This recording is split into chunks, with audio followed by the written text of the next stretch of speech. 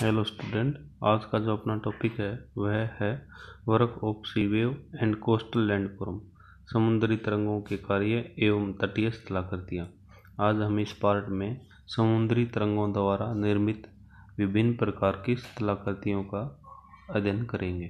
ठीक है, जैसे हम पीछे अध्ययन कर चुके हैं कि जो समुद्री तरंगे हैं वो अन्य भौगोलिक प्रक्रम जो नाच्छादन के प्रक्रम है उनकी तरह अपना अपर्दन, परिवहन और निक्षेपण का कार्य करती है और अपना समुद्री तटों पर विभिन्न प्रकार के स्थल रूपों को जन्म देती है या निर्मित करती है। ठीक है, जैसा कि आप चित्र में देख पा रहे हैं पिक्चर में कि जो समुद्री किनारे हैं या समुद्र के तट पर विभिन्न प्रकार की स्थलाकृतियाँ दिखाई गई है जो कि अपना समुद्री तरंगों के अपना अपर्दन, परिवहन तथा निक्षेपण से बनी हुई है।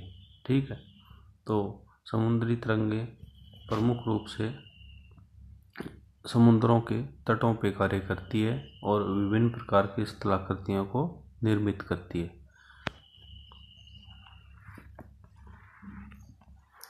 आज हम इस पार्ट में समुद्री तरंगों का जो अपर्दन का कार्य है, अपर्दन का यानी कि erosional work of sea wave, उसके बारे में चर्चा करेंगे। किस प्रकार समुद्री तरंगे अपना तटों को काट कर या उनको अपर्दन करके विभिन्न प्रकार की स्थलाकृतियों को निर्मित करती है। जैसे कि हम बात कर चुके हैं कि जो समुद्री तरंगे वो 3 प्रकार का कार्य करती है। 3 प्रकार का कार्य कौन सा? सबसे पहले करती है अपना इरोजन और उसके बाद उन इरोजन सामग्री का क्या करती है? ट्रांसपोर्टेशन करती है, उसको परिवहन करती है और उसके बाद उसका क्या कर देती है?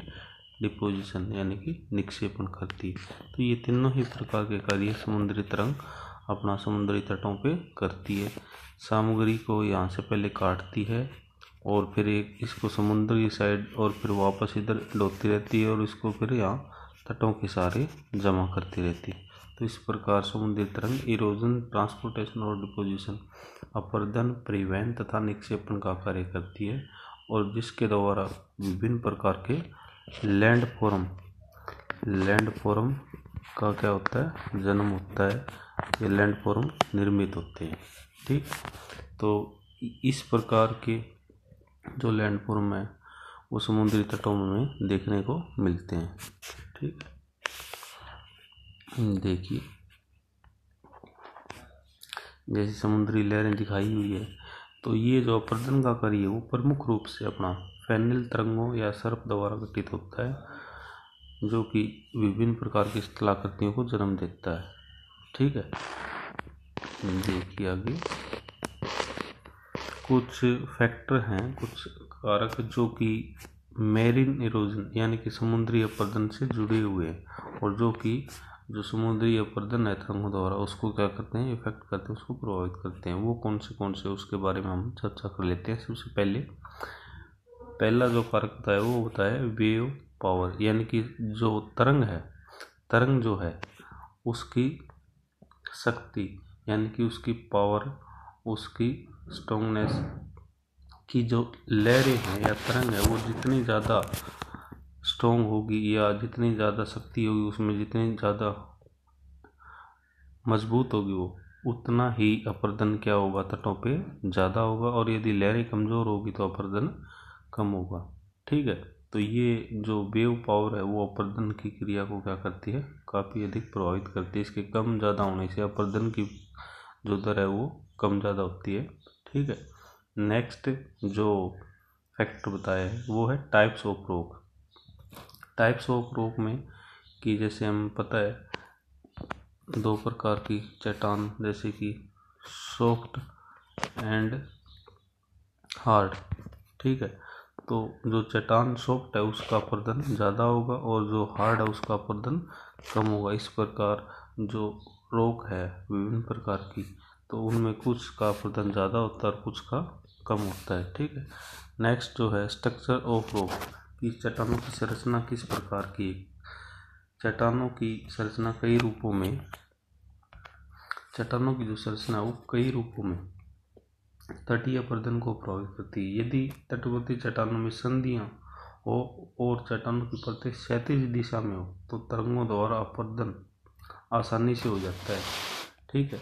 और दूसरा, यदि चट्टानों का नमन यानी कि डीप जमीन की ओर तथा सतल संधि सतलों की दिशा में समुद्र की ओर होगी तो क्या होगा, चट्टानों का अपरदन कम होगा। इस प्रकार रॉक स्ट्रक्चर भी अपना क्या करती है, जो मेरीन इरोजन है या जो अपरदन है समुद्री तरंगों द्वारा, उसको का इफेक्ट करती है। ठीक है।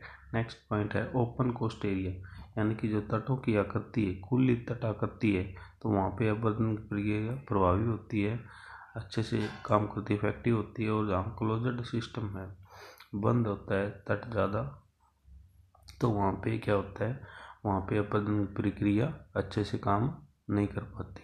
ठीक है।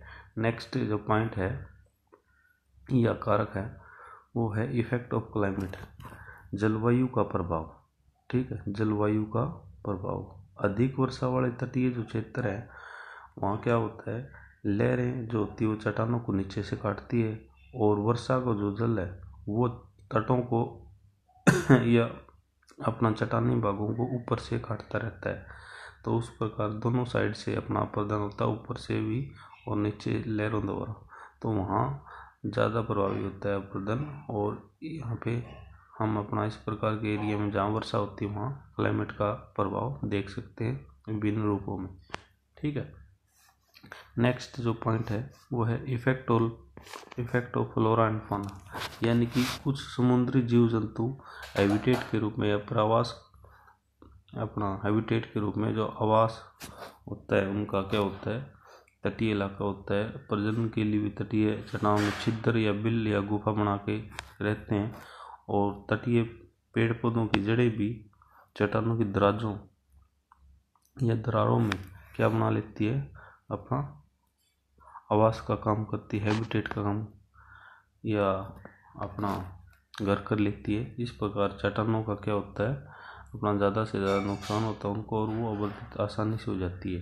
तो इस प्रकार हम कह सकते हैं कि जो फ्लोरा एंड फौना है, अपना वनस्पति और जीव जंतु, उनके द्वारा भी जो चट्टानों का अपरदन होता है उसमें कहीं ना कहीं कंट्रीब्यूशन रहता है या उनका भूमिका रहती है। तो ये विभिन्न प्रकार के जो कारक हैं ये मैरीन इरोजन को या समुद्री अपरदन को क्या करते हैं, प्रभावित करते हैं।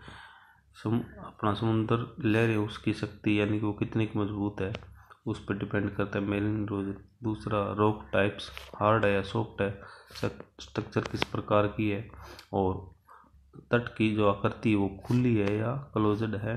और कौन है अपना जलवायु का प्रभाव, यानी कि वर्षा वाले क्षेत्र में ज़्यादा होगा और ड्राई एरिया में कम होगा अपरदन। इसी प्रकार इफेक्ट एंड फ्लोरा, जीव जंतुओं तथा वनस्पति का प्रभाव। ठीक है। तो इस प्रकार ये विभिन्न प्रकार के इफेक्ट हैं जो मैरीन इरोजन को क्या करते हैं, इफेक्ट करते हैं या उसको प्रभावित करते हैं। ठीक है। इनसे काफ़ी हद तक अपना मैरीन इरोजन या समुद्री अपरदन की जो प्रक्रिया है लहरों द्वारा वो क्या होती है, नियंत्रित होती है, कंट्रोल होती है। ठीक है। नेक्स्ट देखिए, यही पिक्चर या डायग्राम के रूप में दिखाया गया है। What factor affect the rate of coastal erosion, यानी कि तटीय जो अपरदन है उसकी दर को कौन से फैक्टर हैं जो कंट्रोल करते हैं, प्रभावित करते हैं। जैसे वेदरिंग हो गया, रॉक टाइप हो गया, वेव एनर्जी हो गया, और बीच किस प्रकार का है, रॉक स्ट्रक्चर जो हमने अभी जिक्र किया है लगभग वही है। ठीक है। नेक्स्ट देखिए, प्रोसेस ऑफ मैरीन इरोजन, यानी कि समुद्री अपरदन की प्रक्रिया। जो समुद्री अपरदन है वो किन किन रूपों में घटित होता है उनके बारे में बताया है। तो सबसे पहले हम जान लेते हैं कि कौन से रूप है जिसके अंदर समुद्र की लहरें उनके द्वारा जो अपरदन की प्रक्रिया है वो अपना घटित होती है या संपन्न होती है। पहला है हाइड्रोलिक एक्शन। हाइड्रोलिक एक्शन को बोलेंगे जल गति क्रिया। इसमें क्या होता है, जो सागरीय तरंगें और धाराएं अपने तीव्र वेग और भार और तथा दबाव के कारण जब तटों पर टकराती है तो वहाँ चट्टानों पर अपना काफ़ी हथौड़े के समान क्या करती है, भीषण प्रहार करती है। ठीक है, तो ये इस भीषण प्रहार से क्या होती है, चट्टानें टूट के बिखरने लग जाती है और इससे फिर अपना उनका अपरदन आसानी से होता रहता है। ठीक है, तो हाइड्रोलिक एक्शन में क्या होता है, जो अपना सागरीय या समुद्री तरंगे हैं उनके अंदर अपना उनका वेग, उनका भार और उनका दबाव आदि को अपना शामिल किया जाता है, जिसके द्वारा चट्टानें आसानी से टूटती फूटती रहती है। तो ये जो अपरदन का रूप है इसको हाइड्रोलिक एक्शन या जल गति क्रिया कहते हैं। ठीक है, और दूसरा जो रूप बताया है उसमें बताया है एब्रेजन यानी कि अपघर्षण।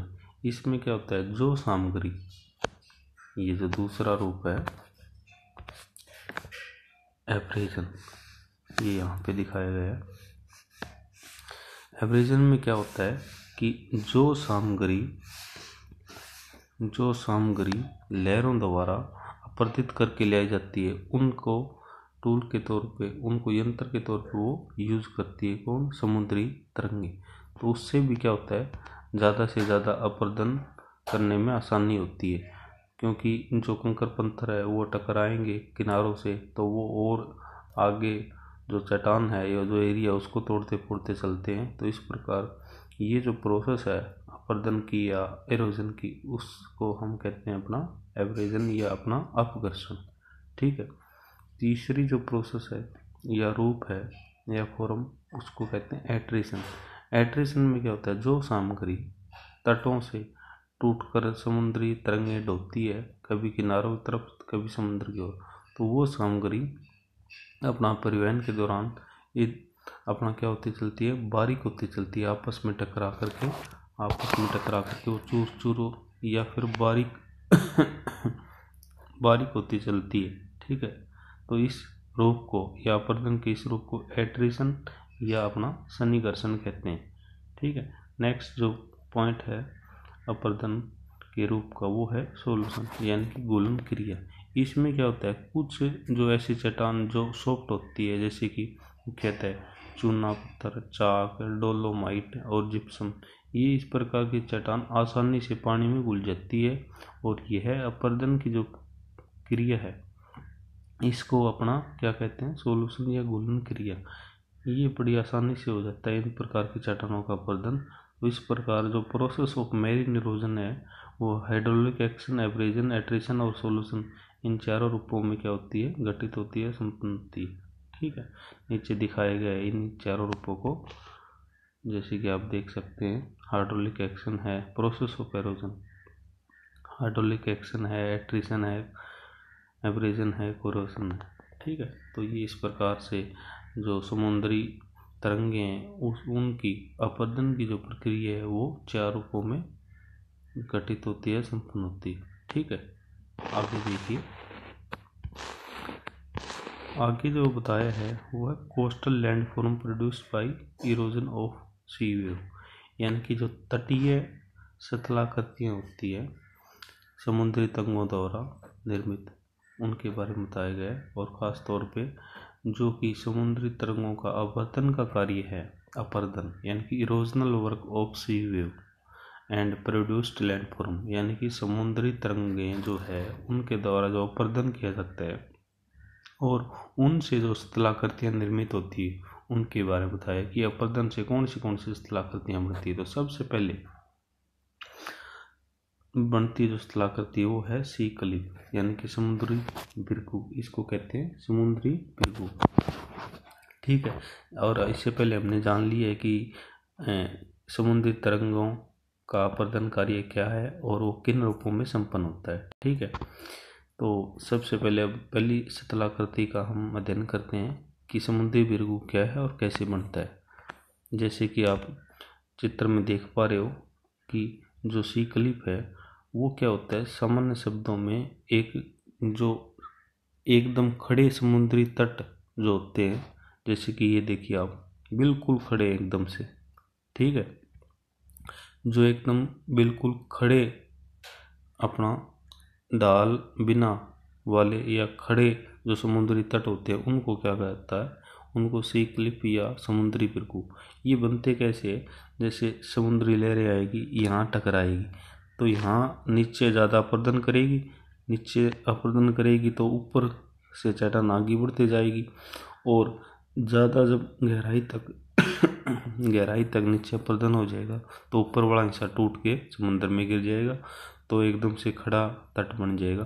तो इस प्रकार की जो आकृति है वो आपकी क्या कहलाती है, समुद्री भृगु या सी क्लिफ। ठीक है, तो ये तटों पे पहली आकृति बनती है जो कि समुद्री तरंगों के अपर्दन कार्य से बनती है। ठीक है, नेक्स्ट है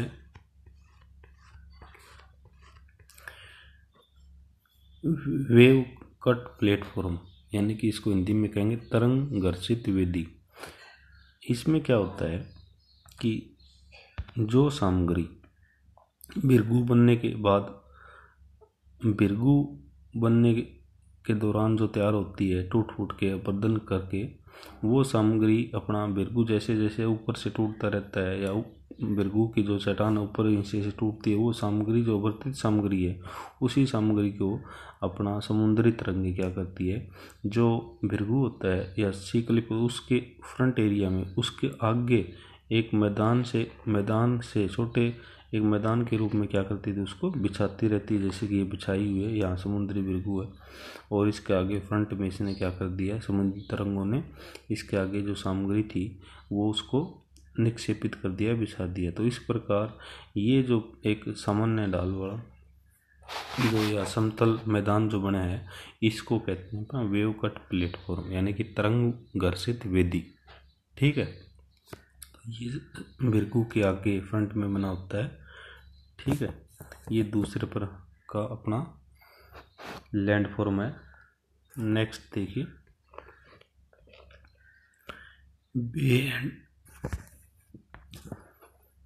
बे एंड हेडलैंड्स, यानी कि खाड़ी और उच्च भूमियाँ, खाड़ी और उच्च भूमियाँ। इसमें क्या होता है, जब कभी कोमल और कठोर चट्टानें लंबवत रूप में एक दूसरे के सामने बिछी हो, तो वहाँ क्या होता है, वहाँ पे अपना ये देखिए ये हार्ड चट्टान है और यहाँ पे कोमल चट्टान थी, जो कोमल चट्टान का अपर्दन कर दिया गया और हार्ड चट्टान आगे की तरफ बची हुई। इसी प्रकार यहाँ पे ये हार्ड है, ये कोमल चट्टान का हिस्सा है। ठीक है, ये सॉफ्ट है और ये हार्ड है, ये सॉफ्ट है और ये हार्ड है। तो ये कोमल चट्टान का आसानी से अपर्दन हो गया और जो हार्ड चट्टान है वो बची रहती है। तो इस प्रकार छोटी छोटी खाड़ियाँ या बे बन जाती है और ये जो हार्ड चट्टान है वो हेडलैंड के रूप में आगे की ओर बढ़ी रहती है। तो इस प्रकार की जो स्थलाकृति बनती है समुद्री किनारों पे, उनको अपना बे एंड हेडलैंड्स या अपना खाड़ी और उच्च भूमियों के नाम से जाना जाता है। ठीक है, नेक्स्ट स्थलाकृति देखिए, नेक्स्ट है अपना कोव, यानी कि इसको हिंदी में कहेंगे अपने अंडाकार कटान या लघु निवेशिका, अंडाकार कटान या लघु निवेशिका। इसमें क्या होता है, कई बार तट के समांतर क्रम से कठोर और कोमल सेलों की परतें स्थित होती है। ऐसी दशा में समुद्री तरंगे समुद्र के सामने पड़ने वाली कठोर चट्टानों की संधियों में भीतर घुस के या भीतर अंदर जा करके कोमल चट्टानों का अपर्दन आसानी से कर देती है और दोनों साइडों में कठोर चट्टानें क्या होती है, बची रहती है। तो इस प्रकार जो गोलाकार या अंडाकार जो स्थलाकृति निर्मित होती है उसको अपना लघु निवेशिका या फिर क्या कहते हैं, अंडाकार कटान या इंग्लिश में कोव कह देते हैं। ये विभिन्न प्रकार की स्थलाकृतियाँ समुद्री किनारों पर हमें देखने को मिलती है, जैसे कि हम रियल पिक्चर में देख सकते हैं। ये किसी एरिया की रियल पिक्चर है। ठीक है, अगली जो स्थलाकृति बनती है वो है सी के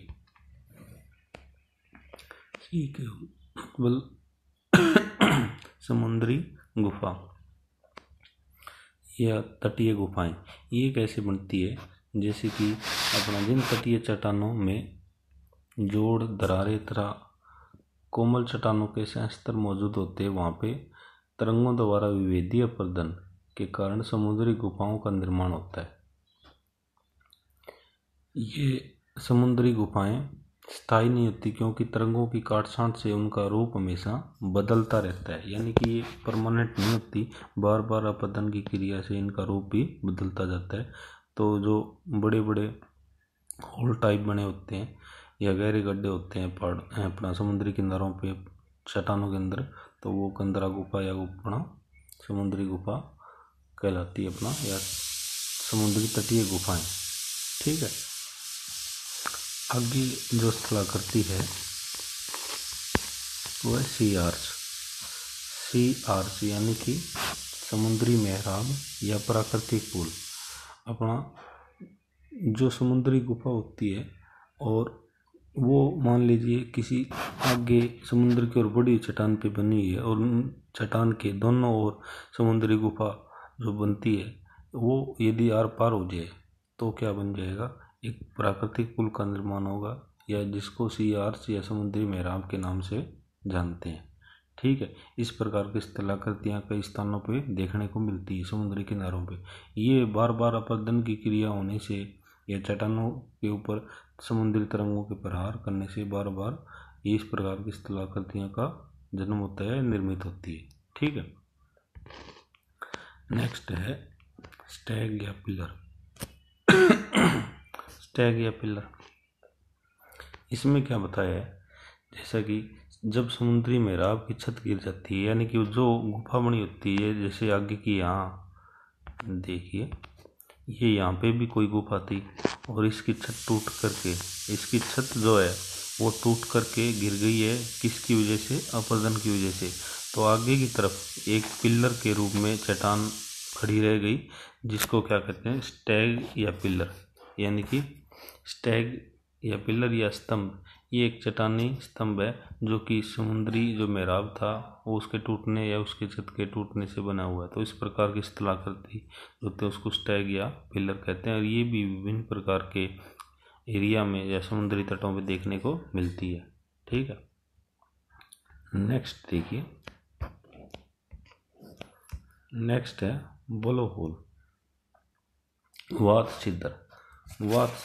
वात छिद्र में क्या होता है, अपना तरंगों द्वारा गुफाओं पर प्रहार करके उनका मुंह जल द्वारा बंद कर दिया जाता है। यानी कि ये जो है एरिया, इसमें के अंदर क्या है, ये जो छोटी छोटी गुफा, इसके अंदर जब जल घुसता है तो इसके अंदर पहले से जो हवा बनी रहती है, यानी कि जो हवा पहले से घुसी होती है वो हवा निकल नहीं पाती आगे वाले मुंह से, तो वो क्या करती है, कंदरा जो गुफा या छोटे होल होते हैं उनकी छतों को तोड़ के ऊपर से निकलती है, और वो अपना हवा साथ में फुहार के साथ निकलती है और सीटी जैसी आवाज़ देती हुई। ठीक है, तो इस प्रकार की जो स्थलाकृति होती है उसको वात छिद्र या ब्लो होल्स कहते हैं। ठीक है, इस प्रकार की स्थलाकृतियाँ भी समुद्री किनारों पर हमें देखने को मिलती है। नेक्स्ट है इनलेट और जियो। ठीक है, ये जो पहले वाली स्थलाकृति बताई वात छिद्र, जब कभी ये इस प्रकार की कंदरा है या गुफा या छोटे होल है उनकी जो छत गिर जाती है तो उससे जो स्थलाकृति निर्मित होती है उसको इनलेट या जियो कहा जाता है। ठीक है, ये स्थलाकृति भी अपना विभिन्न प्रकार के एरिया में हमें देखने को मिलती है। जियो मुख्यतः स्कॉटलैंड आदि में पुकारा जाता है। तो ये जो अभी तक हमने स्थलाकृतियों का जिक्र किया वो सारी की सारी समुद्री तरंगों के अपरदन द्वारा निर्मित है, और आगे जो हम स्थलाकृतियों का जिक्र करेंगे वो होगी अपना समुद्री तरंगों के निक्षेपण कार्य से निर्मित। ठीक है, तो इस प्रकार से इस पार्ट में हमने समुद्री तरंगों के अपरदन कार्य से निर्मित विभिन्न प्रकार की स्थलाकृतियाँ तथा समुद्री जो अपरदन है उसकी प्रोसेस को समझा कि वो किस प्रकार और किन किन रूपों में अपना काम करती है। ठीक है, तो इस वीडियो के अंदर इतना ही। सभी का धन्यवाद।